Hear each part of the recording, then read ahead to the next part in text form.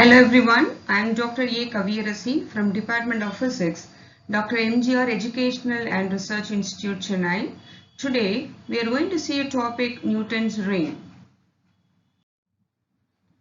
Newton's ring is a phenomenon in which an interference pattern is created by the reflection of light between two surfaces, a spherical surface and an adjacent touching flat surface enclosing a very thin film of air or any other transparent medium of varying thickness.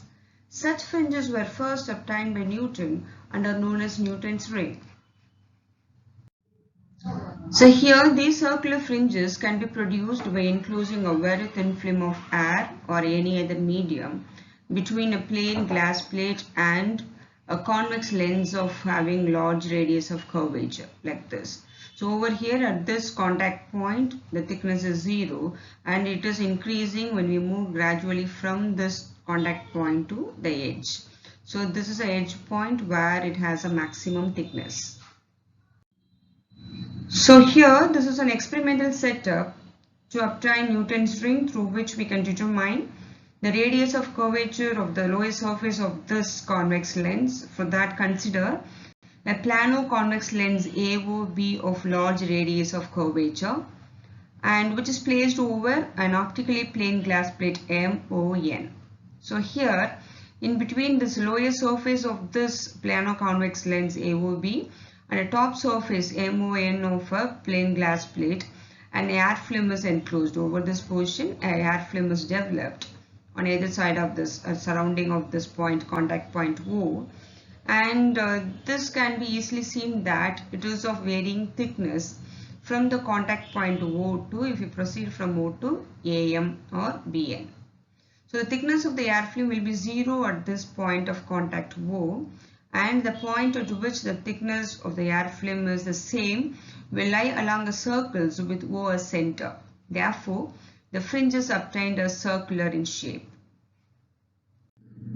When this air film, which is formed between the convex lens L and the glass plate G, is illuminated with the monochromatic light, that is in the setup, the monochromatic source of light is used.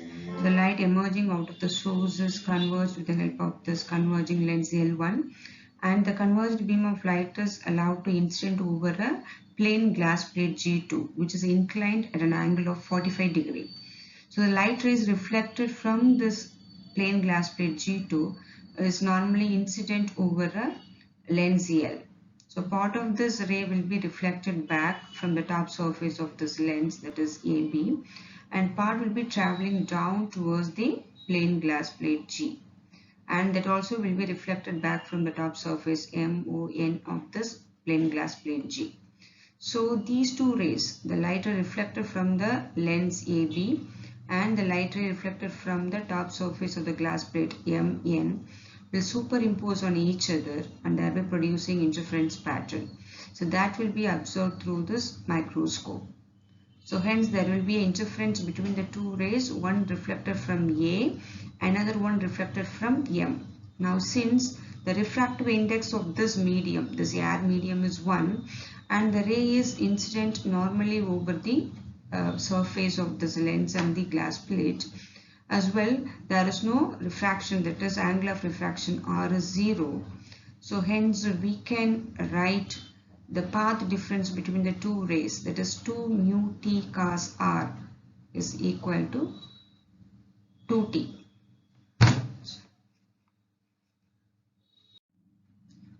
So this figure shows how the resultant interference pattern will be. This is called the Newton's rings. It is a combination of bright and dark rings together. Bright ring is a result of constructive interference and a dark ring is a result of destructive interference. For maxima we will be getting a bright and for minima we will be getting a dark ring as a result. And this is obtained over a microscope. And here the lower figure shows the part of this experimental setup where the air film is formed and interference occurs. So now here over this, the refractive index of the air medium is 1 and the light ray incident normally over the setup, as well there is no refraction, that is angle of refraction R is 0.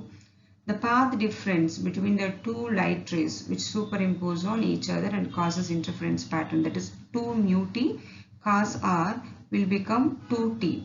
Therefore, the resultant path difference for these two rays which causes interference pattern is path difference is equal to 2t. But here one of the ray undergoes reflection over the denser medium at a point m. Therefore, it gains additional path difference lambda by 2. Therefore, the total path difference between the two light rays which is causing the interference pattern is 2t plus lambda by 2. Therefore, the points A and B will lie on a bright ring of diameter AB. Accordingly, the path difference 2t plus lambda by 2 is equal to n lambda. So, this is a condition for getting a bright ring as a result. So, from this 2t is equal to 2n minus 1 into lambda by 2, and mark this as equation number 1. In this figure, as we know, the AOB represents a convex lens. So when it is extended from the center of curvature, it will become a part of a circle. So then from the geometry of a circle, AD into DB is equal to OD into DE. Or else we can write this DE as 2R. We know that from O to E it is 2R, that is equivalent to diameter. So 2R minus this OD will give you what is DE. So that is why we can write AD into DB is equal to OD into DE, or else OD into, instead of DE we can put 2R minus OD. So since we know OD is nothing but this is equivalent to the maximum thickness of air film, that is AM or BN. So we can put T in the place of OD. Therefore, OD is T. Here you have 2R minus T. So that will become 2RT minus T square.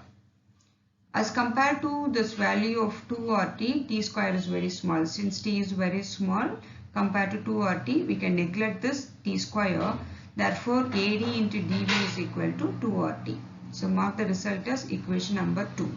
So over here, this capital R represents the radius of curvature of the lens, and this T represents the maximum thickness of this film. If D is the diameter of the ring, then we can write AD is equal to BD is equal to D by 2, that is half of the diameter. By taking square of this value, we will be getting D square by 4, which is equivalent to the diameter, that is 2RT, from equation number 2. So therefore from this 2T is equal to D square by 4R, and keep this as equation number 3. Now consider two consecutive bright rings, nth ring and mth ring. Then the diameter of the nth ring is dn, that is dn square by 4r is equal to 2n minus 1 into lambda by 2, which is a condition for getting a bright ring as a result. And keep as equation number 4. Then similarly for the mth ring, the diameter dm is written as dm square by 4r is equal to 2m minus 1 into lambda by 2, and keep this as equation number 5. Now solving equation 4 and 5, will be getting the result of radius of curvature of the lens R is equal to dn square minus dm square by 4 into n minus m into lambda, where lambda is the wavelength of the monochromatic source of light which is used to illuminate the setup to obtain the interference pattern. So that's all about finding the radius of curvature of the lens with the help of Newton's ring experimental setup. Thank you.